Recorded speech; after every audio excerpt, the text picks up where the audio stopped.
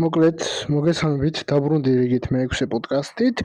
მოდი ახლა ბევრი საუბრის გარეშე პირდაპირ გადავალ სტუმარზე და მოვსმინეთ მას. გამარჯობა, მადლობა რომ მომიწვიეთ. ძალიან კარგად ვარ და იმედია ძალიან სასიამოვნო მინიმუმ 1 საათი გვექნება როგორ. ხო, ანუ მინიმუმ 1 საათი. რა ზოგადად ეგ სტუმარზე უფრო დამოკიდებული ვიდრე ჩემზე. მაგრამ შენთან დარწმუნებული 1 საათზე ბევრიც იქნება, იმიტომ რომ რაღაცებში რჩევა მჭირდება და მოკლედ ბევრი კითხვა მაქვს შენთან რა. ხო, პლუს მე და შენ სხვადასხვა მიკროფონები გვაქვს. ჩემი ხმა რატომღაც ცოტა ისეთია, მაგრამ მე არაფერი მოკლედ. ახლა პირველი კითხვა მაქვს ეგეთი, რომ მაინტერესებს, ანუ იუთუბერობის გარდა კიდე რა საქმიანობ, იმიტომ რომ შენ საქმიანობაზე ბევრი არაფერი ვიცი. მიუხედავად იმისა, რომ შენი თითქმის ყველა ვიდეო მაქვს ნანახი 2020 წლიდან, შეიძლება ითქვას, მაგრამ ანუ იუთუბერობის იქით რა საქმიანობ, ეგ არ ვიცი.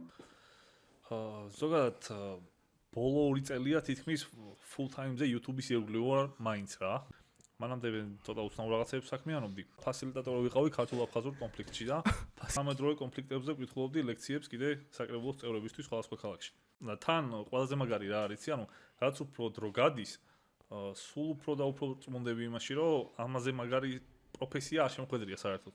ხო, ნუ მეც გეთანხმები იუთუბერ ვარ არის საუკეთესო პროფესია ზოგადად, იმიტომ რომ ანუ უფროსი არ ყავს, რასაც გინდა აკეთებ, როგორც გინდა აკეთებ, ყავს შენი community, შენი ფანები და ფულს გამოიმუშავე ამით. ნუ ჯერ საქართველოში ეგრე არაა განვითარებული მონეტიზაცია, რომ ბევრს გიწერდეს, მაგრამ ეხლა უცხოეთში ასეთი ნახვებით საკმაოდ კარგ თანხალთა წერდა რა.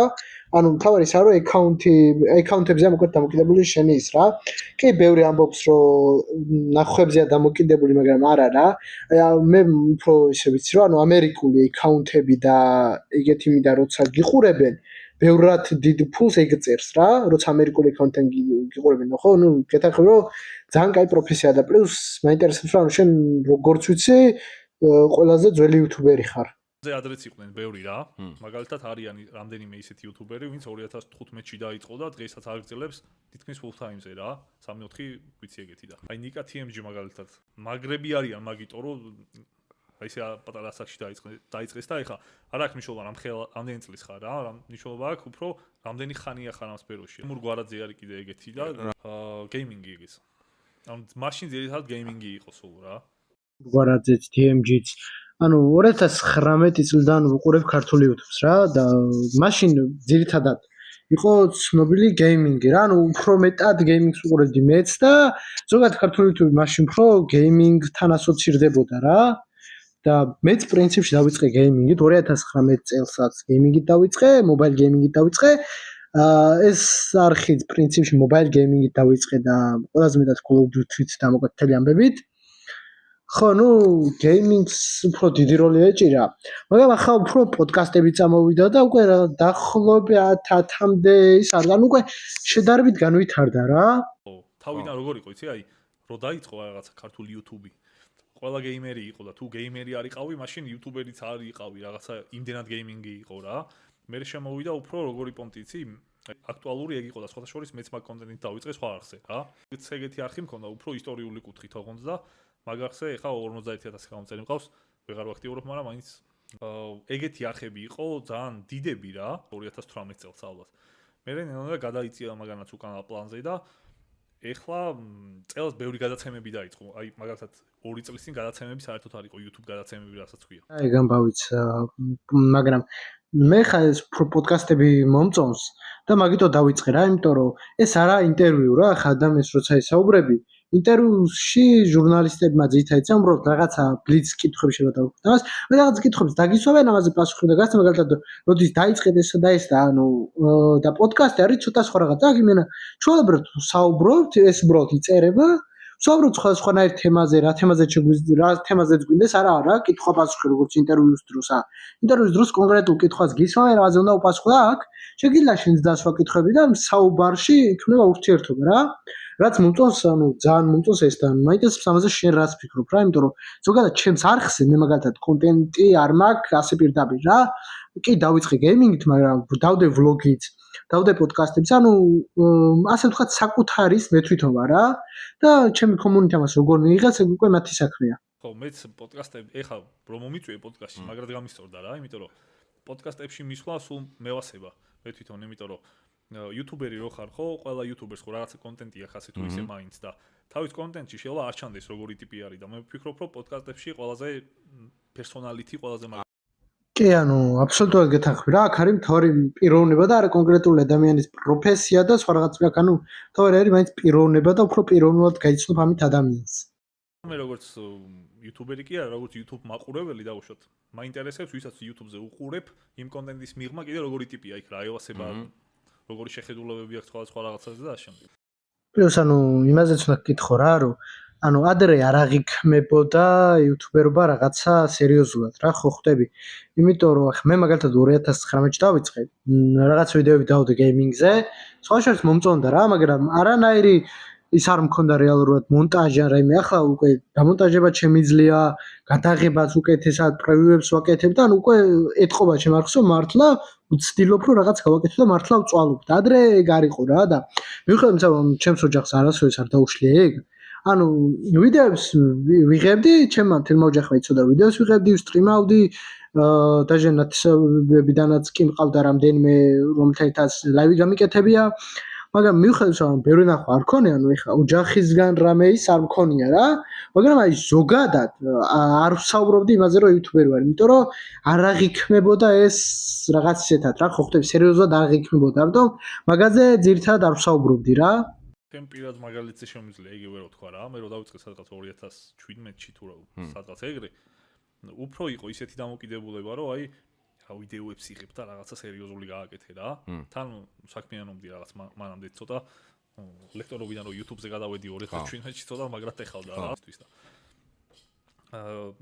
ეხა უკვე როგორი პონტია იცი, აი მაგალითად ტაქსიში 60 წლის კაცმა ფოტო გადამიღო რომ მე და ჩემი შვილიშვილი ერთად გიყო და ერთი მაგალითიდან მე ვფიქრობ უკვე ჩანს რამ ხელაზე შეიცვალა ეგ ყველაფერი. თან თვითონ YouTuber-ებმაც შევცვალეთ, იმიტომ რომ როგორი მიდგომა იყო იცი მანამდე კოლაბორაციის გაკეთება ტეხავდა რა და ყველას ეგონა რომ აი სხვა YouTuber-ი რო არსებობს, შენი მტერია და კონკურენტი და არ უნდა არსებობდეს და ეხა პირიქით არის და მე ვფიქრობ რომ ეგ ყველაზე მეტად არ ვითარებს ამ სფეროს რომ მე და შენ თუ ეხა სიტყვაზე ერთად ვჩავმართ როგორც მე YouTuber-ი და შენც YouTuber-ი დღეს მაინც კი, ანუ მესმის რასაც გქობ ხო? გამომწერები, შენი გამომწერები უბრალოდ ჩემი გამომწერები შენ ხედავენ, შენი გამომწერები მე ხედავენ და თუ დავევასებით მაშინ თვლიან ერთმანეთს თუ რაღაცა ეგეთი მოხდება და ეგ არის ყველაზე მაგარი რაც ამ სფეროს არ ვითარებს ზოგადად. პლუს მინდა რომ ანუ სპონსორების თემასაც შევეხო რა. ახლა ანუ უკვე არ ჩამოვთვლი კომპანიებს რა მაინც, მაგრამ პრინციპში რაზრე მაინც არ მოგხავს ხენდი მომწე. მოგეთ როგორ რაღაცა იცი ახლა ძალიან უკვე ბევრი სპონსორი შემოვიდა, თუნდაც საქართველოს ბანკი და ანუ ასე შემდეგ რა, ევროპოპი და ბევრი რამე იყო რა. მithumes ახლა ბეცონ სპორტმა დააფინანსა მაფიის ღამე და მოკლედ ხო რა, ანუ ადრინდელთან შედარებით ძალიან ბევრი სპონსორია. და ეგ ეთყობა ზოგადად ყველაფერს რა და სპონსორები საჭიროა რა და მე ამას უფრო ვაბრალებ מחარას რა, საჭირო კაც უფრო ვაბრალებ სპონსორების შემოსვლას, იმიტომ რომ ეგ იყო და ვინც დაიწყო რეალურად სპონსორებთან მოლაპარაკებები, საუბრები და ასე შემდეგ რა. და მისთვის მართლა მადლობა საეჭვოს, კიდევ შეეჭვა. მოგეთ საეჭვოს მართლა დიდი მადლობა ამის გამო. გულწრფელად, იმიტომ რომ მიუხედავად რომ ეხლა მე სპონსორი არ მყავს, ანუ ზოგადად რო YouTube-ზე სპონსორები შემოვიდა, ძალიან კარგია რა და თუ ვინმე ჩემ დასპონსორებასაც გადაწყვეტ, პრობლემა არა, ჯერჯერობით ერთი სპონსორი არ მყავს და შეგვიძლია დაველაპარაკოთ მაგაზე. მაგას დავამატებ კიდე იმას, რომ მანამდე როგორ იყო, იცი? ამ ხელა დოზით იყო ეხლა სპონსორობა თქვა რა თქმა უნდა, არ ვიტყვი, მაგრამ მანამდე ქონდათ თვითონ კომპანიებს ესეთი მიდგომა, რომ იცი რა, მოდი გაგვარეკლამე, მაგრამ მოდი ისე ვქნათ, რომ ვითომ შემთხვევით გვიპოვიან, ვითომ მართლა იყენებდი ჩვენ პროდუქტს ან რაღაცა რა. ის უტყლებოდათ, რომ აი ფული გადავიხადეთ და სპონსორობა არის და საჯოგაცმაც ეგ შეცვალა, რომ აი სპონსორებს იძახის სულ. მაგმონჩი და თან მაგაზე სულ ესეთი შეხედულება მაქვს მე, რომ YouTube-ზე სპონსორი არის პირიქით რა, მაგარი ტიპია რა, იმიტომ რომ YouTuber-ს ხო გულშემატკივრები ყავს გამომწერები. და გამომწერისთვის აღიქმება ესე რომ შენ საყვარელი YouTuber-ს რო ვიღაც ასპონსორებს რომელიღაც კომპანია. ეს კომპანია უკვე მაგარი ტიპია, იმიტომ რომ შენ ვინც გევასება იმას ეხმარება რა. ხო და ამიტომ მაგის დამალვა არასწორი საქციელია თვითონ იმ კომპანიისთვის მე ვფიქრობ. ხო და მე კიდე ეგეთ რაღაც მაინტერესებს რა, ანუ შენი აზრით რა განსხვავება, რა იწვევს ამ განსხვავებას სხვა პლატფორმებსა და YouTube შორის რა? მაგალითად რო შევადაროთ Facebook-ი, სადაც ყველაზე აქტიური ის იყო, მიუხედავად რომ მე Facebook-ზე ალბათ წლები არ შევსულვარ, მაინც მე ხა უფრო Telegram-ს და ეგეთი მეებს ვიყენებ. იმიტომ რომ ნუ ეგ კიდე ჩემი მიზეზები მაქვს რატო. მოკლედ ანუ რო შევადაროთ რატო ასეთი განსხვავება YouTube-სა და სხვა პლატფორმებს შორის? შენ როგორ ფიქრობ? ჯერ არის ესეთი სისტემა თვითონ Facebook-ის მიდგომა შეიცვალა ბოლო 2-3 წლის განმავლობაში. მანამდე შეგეძლო ორგანულად გაზრდილი იყო page-ი და ეხლა უკვე ბუსტებით არის. ეხლა არ აქვს მნიშვნელობა რამდენი ლაიქი აქვს. თავარია დაბუსტო და ბუსტებით მოიმატო და YouTube-ზე ანუ აბსოლუტურად სხვანაირად არის რა, რადგან კონტენტ კრეატორზე არის მორგებული. მაგალითად ჩვენ გვიწევს აქ ბევრი კრეატიული რაღაცის მოფიქრება იმაზე, როგორ უნდა უყუროს ამ ჩვენს ვიდეოს ხალხმა ორგანულად. და ამაში ფული კი არ გადავიხადოთ, არამედ იქ გადაგდომ ბევრს ფიქრობთ იმაზე, როგორი thumbnail უნდა კონდეს მაგალითად ვიდეოს, როგორი სათაური კონდეს, როგორ ავაწყოთ ის ედიტის დროს, რომ არ მობეწვდეს ადამიანს და არ გადაახვიოს ან რაღაცა მსგავსი. ხო და ეს ბოლო ამაზე ამდენს რო ვფიქრობთ, შედეგშიც ჩანს. მაგალითად ეხლა მე რო 10 წუთიან ვიდეოს ვდებ, average view duration ან საშუალო ყურების დრო მაქვს 60%. ანუ საშუალოდ 6 წუთი უყურებენ ტიპები. ისეთი ბევრი ადამიანი დაუშვათ, ვინც ჩართო არ მოეწონა და ეგრევე გამორთო. მაგრამ რამდენმა უყურა იმან ბოლომდე რომ 6 წუთი დაჯდა საშუალო რა. ანუ მაგიდან გამომდინარე რაც უფრო დიდია ვიდეო, მით უფრო მობეზრებადია რაც საშუალო ყურების დრო. ხო, ნუ გასაგებია რა, მეც მიგდებს იმას სხვა შორის ძალიან ბევრი უყურებ ჩემს ვიდეოებსაც, პოდკასტებსაც, ვისაც არხი არ აქვს გამოწერილი და ეგენ ძალიან არ მომწონს, მაგრამ ანუ მე ხარ რა მაინტერესებს რა, ამდენ რამეზე ვფიქრობთ, ხო, იქ როგორ დავჭრათ, როგორ ის ანუ აქედან გამომდინარე. რაც უფრო დიდია ვიდეო, ანუ შესაბამისად მით უფრო მობეზრებადია და ანუ ეს რამდენად კარგია რა, იმიტომ რომ პოდკასტები როგორც წესი 1-2 საათი გრძელდება ხოლმე რა. ყოველ შემთხვევაში ანუ მინიმუმ 1 საათი, იმით უმეტეს ჩემი პოდკასტები. ხო და ამასთან დაკავშირებითაც მაინტერესებს რა შენი აზრი? ეგ არ ეხება პოდკასტებს დაუშვათ, იმიტომ რომ მანდ არის კიდე როგორი რაღაცა, იცი, როცა YouTube კონტენტს აწყობ, უნდა გაითვალისწინო ეს კონტენტი სად არის ყურებადი რა, ან როგორ არის ყურებადი. კიდე რა არის მთავარი, ნახე, მაგალითად ეხლა ჩვენ პოდკასტს ხო ვიღებთ. პოდკასტი არის ძირითადად მოსასმენი კონტენტი და არა საყურებელი რა. ამიტომ პოდკასტს უსმენენ იმ დროს, როცა მექანიკურად რაღაცას ხვალს აკეთებენ. ხშირად შენ აქ არ გჭირდება ბევრი ვიზუალიზაციის გაკეთება რაღაცეების. მაგალითად ეხლა მე და შენ რაღაცაზე რო ვლაპარაკობთ ანიმეზე, მაგალითად ეს ანიმე რო PNG-ად ჩავსვათ ვიდეოში, ბევრი ქათი გავაკეთოთ ან რაღაცა მსგავსი. მაგრამ მე რო დავუშვათ 7 წუთიან ვიდეოს ვიღებ, იქ ყოველ 20 წამში დაახლოებით 15 ქათი მაქვს. ხო, ნუ გეთანხმები რა, ახლა მაგალითად ჩემი პოდკასტი არის მთლიანად მოსასმენი პოდკასტი რა. ანუ მარტივად რო ვთქვათ, ეს საერთოდ არა ისეთ პოდკასტი, სადაც გამოსახულება საჭიროა. ზოგადად არ მომწონს ისეთ პოდკასტები რა.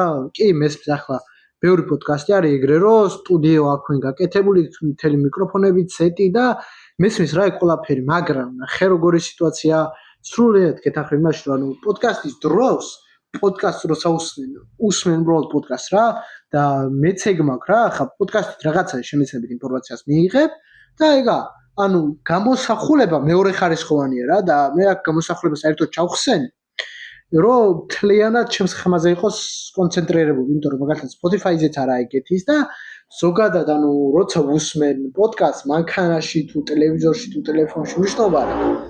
როცა ვუსმენ პოდკასტს, მაგ დროს ყოველთვის მეც რაღაც საქმეს ვაკეთებ რა. იმიტომ რომ ეხა პოდკასტს ესე დავჯდე და 1 საათი ვუყურო და თან ვუსმინო, არა. მირჩევნია, ანუ როცა პოდკასტს ვუყურებ, მაგალითად ვითამაშო Call of Duty ან რამე თამაში რა. მირჩევნია რომ ბევრი სხვა რამე გავაკეთო და თან მოვუსმინო პოდკასტს. პოდკასტი თან ამოდროულად ინფორმაციას მივიღებ, ამოდროულად საქმეს გავაკეთებ. ბევრი ადამიანი უსმენს მუსიკას, კონკრეტული რაღაცა კეთებისას და ეგ ხალხიც მესმის, მაგრამ პოდკასტი არის უფრო დინამიური მშვიდი, თან ინფორმაციას იგებ და ანუ სიმღერა რომელიც უკვე 50 ჯერ გაგვსმენ და კიდე 50 ჯერ უნდა მოусმინო, რომელიც ტექსტი ზეპირადიც უკვე აღარაა რა, საინტერესო, იმიტომ ზუსტად იქ კარგავს ეგ ინტერესს, ერთი და იგივე სიმღერას მოსმენ, როცა უკვე ზეპირადიცი. მაგ დროს, ჩემი აზრით, ანუ კი, მეც მაქვს ეგეთი სიმღერები ამ რჩევასაც უსმენ მაგალითად გაბრაზებისას, იმისას, ამისას, მაგრამ როცა პოდკასტს უსმენ, მაგ დროს ძირითადად ან ვარ კომფორტულ ზონაში და უკვე რო სახლში მარტო ვარ კომფორტულად, მაგ დროს ვუყურებ ძირითადად და ვუსმენ პოდკასტებს ნუ ახლა ძირთად უყურებ, იმიტომ რომ გამოსახულება რა, ახლა ყველა პოდკასტი კიდევ თუ არა გამოსახულება და იქ კიდე მესმის ძალიან ბევრს, მაგრამ ნახე, მე მირჩევნია რომ იყოს ასეთი მოსასმენი პოდკასტი, იმიტომ რომ გაცილებით მეტი გაიგონ, ვიდრე დაინახონ, იმიტომ რომ იქ რო უყურებ რაღაცას, პოდკასტის დროს რაღაცა პატარა დეტალმა შეიძლება იმხელა ყურადღება მიიქციოს, როცა უყურებ. რომ ამ პატარა დეტალის გამო გამოგრჩეს მთელი სტრუქტურა, რასაც უსმენდი. და იმისთვის რომ რაღაცებს მოусმინო, საჭიროა რომ უბრალოდ უსმინო რა, ანუ რაღაცას როცა აკვირდები, უყურებ, მაგალითად შეიძლება რაღაცა დეტალი არ მოგეწონოს, მე ამაზე გარჩევა დაიწყო, ეს ასე რატოა და ჯობია უსმინო რა და თან ახლა მაქვს კიდე შემდეგ კითხვა რომ მაინტერესებს ანუ შენი აზრი რა არის ახლა ყველაზე წინ წამოსული ანუ პოდკასტი კი არა და კონტენტი რა, ანუ შენი აზრით ახლა რა უნდა აკეთოს უფრო, იმიტომ რომ ახლა პოდკასტებია უკვე შემოსული, ერთი წლის წინ YouTube გადაცემები იყო, კიდევ YouTube ისინი სერიალები, რომლებიც ახლაც გრძელდება. ხო და ანუ მაინტერესებს ანუ შენი აზრით ახლა უფრო რა არის პოპულარული და როგორ შეიძლება დაიწყო კონტენტი რა YouTube-ზე? ზოგადად სულ არის 5 კონტენტი, რომელსაც თვლიან ყველაზე დიდად YouTube-ზე. ერთ-ერთი არის რეაქციები მაგალითად. არის კიდე კომედი. შეიძლება ხო 5 ვერ გავიხსენო, მაგრამ ეგ 5 არის ძირითადი და მაგას მე კიდე როგორ ჩაშლი ჯობია მაგაზე იყოს მორგებული რა. არის დრამა, კომედია, ეს რაც თქვი. ესნებითი არ გადის ტოპ 5-ში მაგალითად. როგორ იყოფა იცი, აი how to content იყო ძალიან დიდი არის. how to content-ი თლიანად რო აიღო რა, ტოპ 20-ში ვერ შევა შეიძლება, იმიტომ რომ ანუ როგორ უყურებ, ეგა ყველაზე მთავარი, რა დროს უყურებ. how to-ს უყურებ, როცა გჭირდება. challenge-ებს უყურებ, როცა გართობა გინდა და ეგ უფრო ხშირად ხდება. ეხლა მე ხო მაქვს ორი არხი, ერთი ჰიტა, პერსონალ ვიდეოებს ვწევ და მეორე შემეცნებითი არხი მაქვს რა. იმ შემეცნებით არხზე მე რომ დავუშვათ სტალინზე რაღაც ვიდეო, ამ ვიდეოს დღეს რამდენი ნახვაც ექნება, შეიძლება ზუსტად იმდენი კონდეს კიდე 2 წლის შემდეგაც, იგივე ვიდეოს. მაგას ვეძახი მე კლასიკურ კონტენტს, რომ ახლა წყურებადია და 10 წლის მერე წყურებადი იქნება. მაგრამ ეხლა მე რომ მიმების განხილვა გადავიღო ჩემ არხზე, რომელი მიმებიც ჩვენ გადაცემაზე იქნება, პირველი 3-4 დღე აქ ხოლმე ნახვები და ვეძახი კლასიკურ ვიდეოებს და ეგ არის ძალიან საინტერესო, თუ შეგიძლია მაგაზე ააწყო ვიდეოები და მონეტიზაციიდან შეიძლება მთელი ცხოვრება გერიცხებოდეს თანხა და მაგის მაგალითს გეტყვი კიდე. არსებობს ესეთი იუთუბერი ესპანურენოვანი ხერმანდია ქვია. ორ არხზე აქვს 40 მილიონზე მეტი გამომწერი რა. ერთ არხზე გეიმინგ კონტენტი აქვს და მე ესეთი 5 წუთიან პატარა ვიდეოებს იღებ და სადაც კლასიკურ თემებზე ლაპარაკობდა რა, მაგალითად როგორ მოიქცეთ გასაუბრებაზე, როგორ ვიშოვოთ სამსახურიან და კომედიურ ჟანრში შეეყო ამ ყველაფერს რა. და ამ ყველაფერს ისე საინტერესოდ აკეთებდა, რომ წარმოგიდგენთ ტიპს 3 წელი ვიდეო არ დაუდია YouTube-ზე. და მისი არხი იყო ტოპ 10-ში ყველაზე დიდი ჩენელებში. 3 წელი ვიდეო რო არ ქონდა დადებული, დღეში მაინც 10 მილიონზე მეტი ნახვა ემატებოდა რა. ყველას გონია რომ უმეტესწილად ბავშვები არიან ქართულ YouTube-ზე. და რთულია მაგაზე შეკამათება, მაგრამ მაგაზე მე გავაკეთე ესეთი დაკვირვება და ტესტიც პატარა რა. შარშან მე და ჩემი მეგობრები დავჯექით და თქვით რომ როგორ შეიძლება ჩემს ამ ისტორიულ არხზე არის როგორი სტატისტიკა, იცი 80%-ზე მეტი არის 35 პლუსი. და მეგონა რომ რაღაც YouTube-ის ბაგი იყო რა, როგორ შეიძლება ამდენი თან 9 მილიონი ნახვა მქონდა საშუალოდ თვეში. ამდენი დიდი ადამიანი როგორ შეიძლება უყურებდეს ამ YouTube არხს. ნუ თუ ამდენი დიდი ადამიანია ზოგადად YouTube-ზე რა. და მე გავაკეთეთ ესეთი ტესტი, რომ დაახლოებით საშუალო სტატისტიკური 60 წლის ადამიანი რას შეიძლება უყურებდეს ყველაზე მეტს. და რატომღაც ავირჩიეთ სერიალების თემა. და სერიალებზე თურქულ სერიალებს გულის. და ამ თურქულ სერიალებზე გავაკეთეთ ვიდეო მისი მსახიობების real story თუ რაღაცა იყო და ერთ კვირაში ჰქონდა 400,000 ნახვა. მე ვფიქრობ, რომ მაგ კითხვის პასუხი, რომ ბავშვები გვიყურებენ თუ არა, არის ის, რომ ბავშვებისთვის უფრო მეტი კონტენტი იქნება და იმიტომ ჩანან. მაგრამ ეხლა ტრენდინგებში რო შეხვიდე, ისეთი რაღაცები იქნება მან, რომ საბავშვო თითქმის 9-ზე მეტიც არ იქნება რა. ხო, ანუ მესმის, იმიტომ რომ როცა ვნახე სტატისტიკა იმაში რა, YouTube სტუდიოში შევედი და ვნახე სტატისტიკა რასაკიდან ვიყურებდი რა და ანუ გამიკვირდა, იმიტომ რომ ბავშვები იყო ყველაზე დაბალი ისა, იყო 3 5-დან 13 წლამდე თუ რაღაცა იყო, მოკლედ აღარ მახსოვს ესე ზუსტად, მაგრამ ბავშვების ის იყო ყველაზე ცოტა. აი შუახიზაზე 20 წლიდან 30 წლამდე და ცოტაზე ვითაც აი 40 წლამდე ტიპები იყვნენ უფრო მეტი და ანუ 30 წელს ან 40 წელს გადაცილებული ტიპებიც იყვნენ რა 60 და რაღაცა წლის ტიპებიც მიყურებდნენ რა სტატისტიკაში რომ შევედი ხო და ну როგორი სიტუაცია იცი? კი მესმის არ რასაც ამბობ ხა ბავშვების მეტი კონტენტი იქნება და ბავშვები მაგით უფრო ჩანან და მეც რო ეგ ვნახე მაგრამ ნახე როგორ რაღაცა როცა დავიწყე ასე ვთქვა და 2019-ში როცა დავიწყე მაშინ მით უმეტეს უფრო ბევრი ბავშვი უყურებდა ძირითადად რა ხო და ანუ უფრო ჩანან არის და თან როგორ რაღაცა იცი აი უფრო თაობას მით უმეტეს რომელსაც მე ვიცნობ ეზარება რა ეხა ეს აკაუნტი გააკეთოს YouTube-ზე არა ის ანუ მით უმეტეს ეს დაალაიქოს არხი გამოიწოს იქ არის გააქტიუროს და აშიაროს და რაღაცეები უფრო თაობაში ძალიან იშვიათია რა ეხა კი ეხა ჩვენ მესმის YouTuber-ებიც მესმის რა ეხა ვიცი სიტუაცია უკვე მოსწონს მაგრამ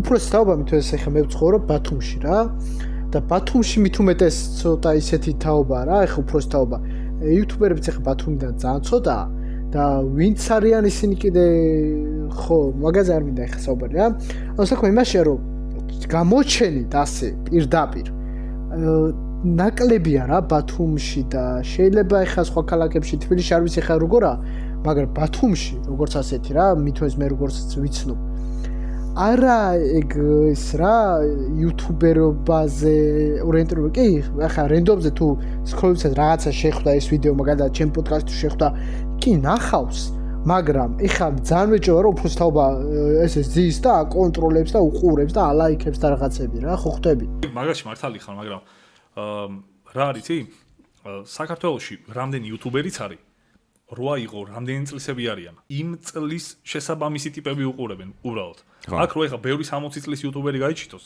60 წლის აუდიტორიაც გაიჩიტება თან YouTube-ზე არის ეგეთი რაღაცა რომ აი წეგარ ვამბობდი რომ საჭო კაცი מחარა რო აუდიტორია შემოიყვანა YouTube-ზე ეგრე არის ყველა YouTuber-ი რა ეხა რო ვიღაც დავუშვათ ჰიპ-ჰოპერმა დაიწყოს YouTuber-ობა აქტიურად ანუ ჰიპ-ჰოპ community გაიზრდება YouTube-ზე ზოგადად და თან YouTuber-ის ტრაფიკი ანუ საიდანაც view-ები მოდის სადღაც 70% არის სხვა YouTuber-იდან გადმოსული ნახვები.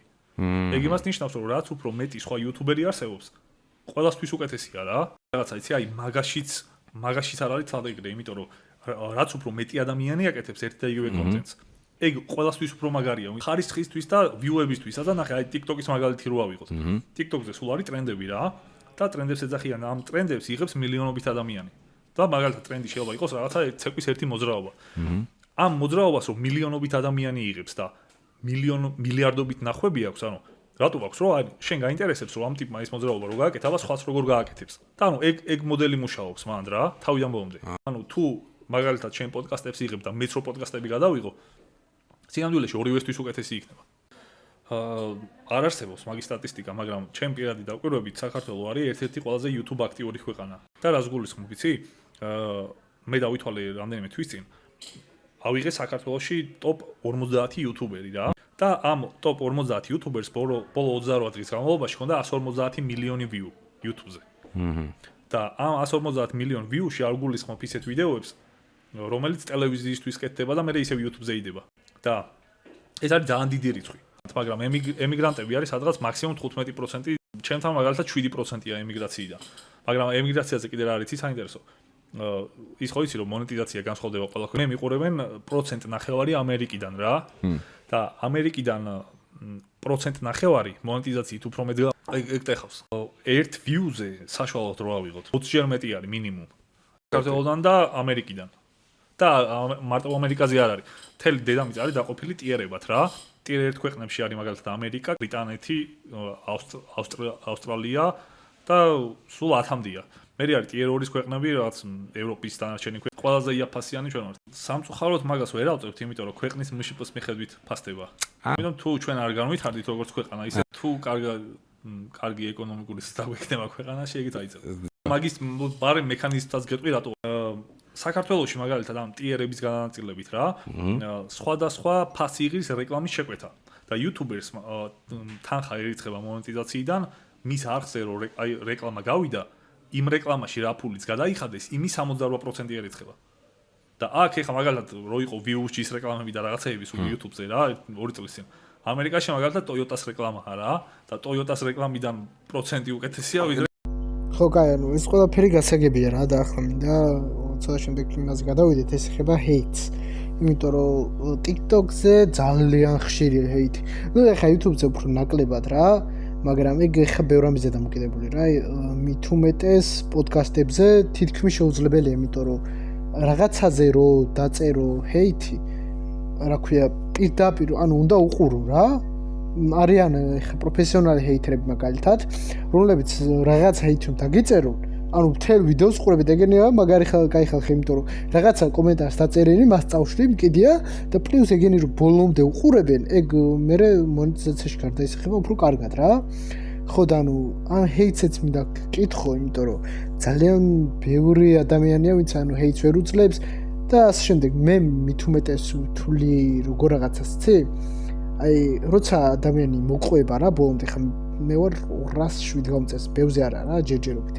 ხო და ნახე, როცა პირველი გამომწერი ვიღაცა ტიპი მყავდა, რომელიც მომყვება იქედან და ჯერ კიდე ჩემი გამომწერი 2019 წლიდან, ანუ აი ეგ ტიპი როცა მომყვება, ვიცი რომ ცუდ კომენტარს არ დააწერს რა, იმიტომ რომ ჩემზე ყველაფერი იცის ლამის, იმიტომ რომ ვლოგებს აზრდები, პოდკასტებსაც, ანუ ეგ ტიპი გასაგებია რომ ჰეითს არ დააწერს, მაგრამ აი ბევრია ხალ აუდიტორიაში ვინც იმას წერი. მე არ მყავს ერთადერთი ანუ ჰეითერი, ვიცი რომ შენ არ გყავს, კიდე Slender BM-ს არ ყავს ჰეითერები როგორც მე ვიცი, მაგრამ ანუ ძალიან ბევრი ადამიანი როგორც ქართველი ასევე არაქართველი არის, ვისაც ცუდ კომენტარს უწერენ, აგინებენ და ასე შემდეგ რა. და ამაზე მაინტერესებს შენი აზრით რა. ვეძახი მე იუთუბერის სიკვდილს, ანუ ჩემი ტერმინები მაქვს მაგ რაღაცეებზე. ანუ რაღაცა ჰეითი რო წამოვა YouTube, ძალიან ბევრი იუთუბერი მაგის გამო თავს ანებებს იუთუბერობას რა და ბევრი შემთხვევა ვიცი ეგეთი ქართულიც და არაქართულიც. დას რო გავუმკლავდე, ორი გზა გაქვს. ორი გზა არსებობს. მე გაცნობიერებული უნდა გქონდეს ეგ ყველა ხდება და მაშინ შეგიძლია რომ რაღაცნაირად გადაიტანო და მეორე არის რომ უბრალოდ უტეხი და ხეპრე უნდა იყოს და ანუ ახლა მინდა რომ ესეთ რამეს დაუბრუნდეთ რა.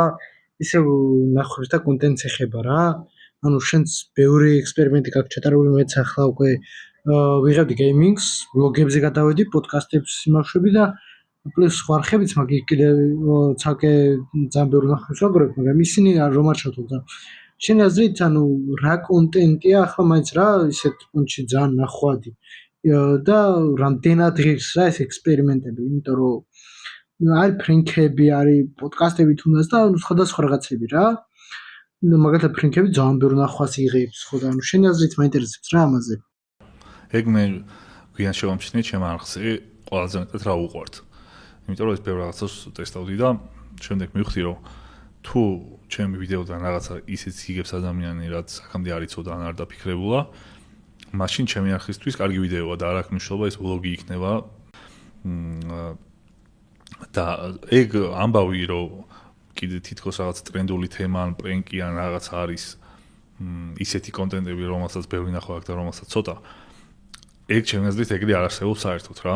არსებობს ალბათ ვიდეოს აწყობის წარმატების სტრუქტურა და უფრო ეგეთი კუთხით განსხვავება არსებობს ვიდრე კონტენტის მხრივ. და თუ შენ იცი როგორ უნდა აწყოს სწორად კონტენტი, მაშინ არ აქვს მნიშვნელობა როგორია თვითონ. ანუ თუ სწორად აწყობ, შეგიძლია ყველაზე უინტერესო რაღაცაც კი აქციო, ყველაზე ნახვად ვიდეოთ. და ეგ მაგის უამრავი მაგალითია, ესე საქართველოშიც და გლობალურ ამბებზეც.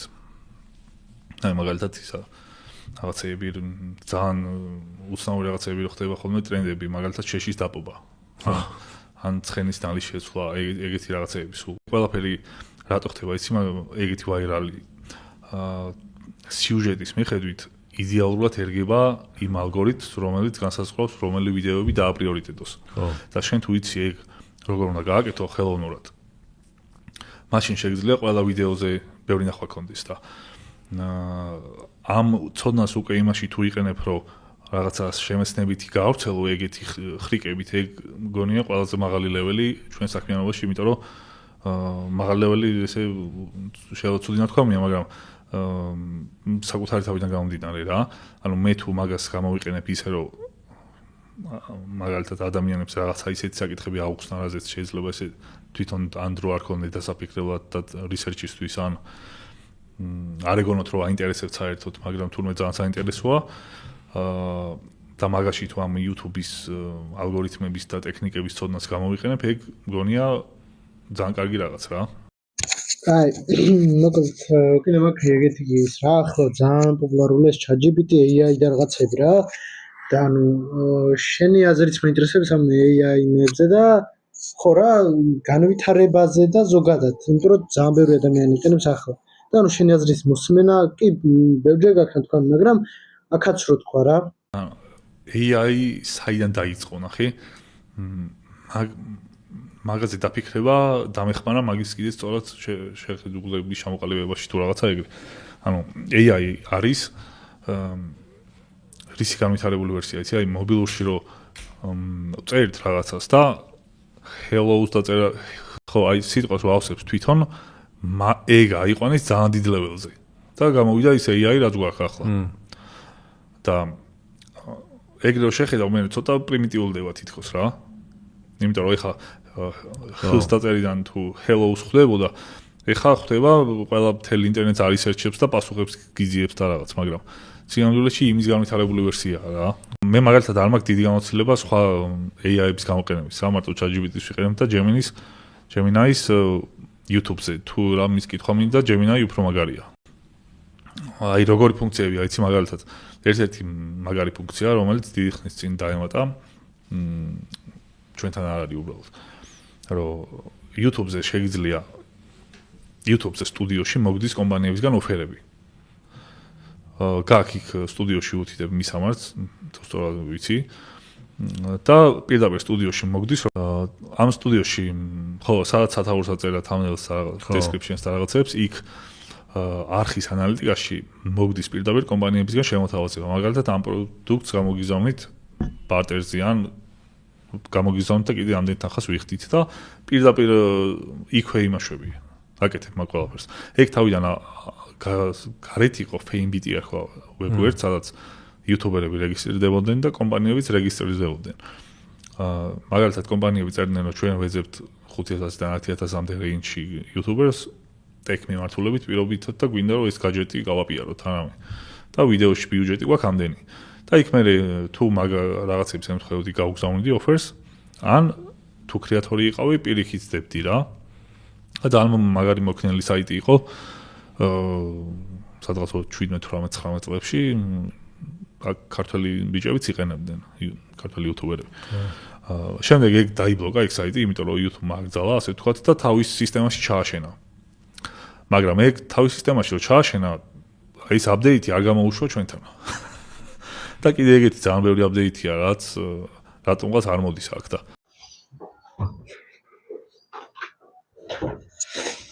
ნუ კარგი, მოკლედ ასე თუ ისე ახლა რაღაცა გამომიჩნდა მეც და ჩვენს სტუმარსაც, ხო და მოკლედ პოდკასტის აქ დასრულება მომიწევს რა. იმიტომ რომ რაღაც პატარა საქმეზე გაქვთ გასასვლელი. ხო და ამ პოდკასტის მეორე ნაწილს თუ გინდათ სხვა დროს დავდებ. არავი რა, შემდეგში სხვა სტუმარს მოვიწვევ პრინციპში რა. ახლა რაღაც საქმეზე ვარ გასაქცევი და მოკლედ ეს პოდკასტი აქ სრულდება. გემშვიდობებით, ნახვამდის, შევხვდებით მომავალ ვიდეოში.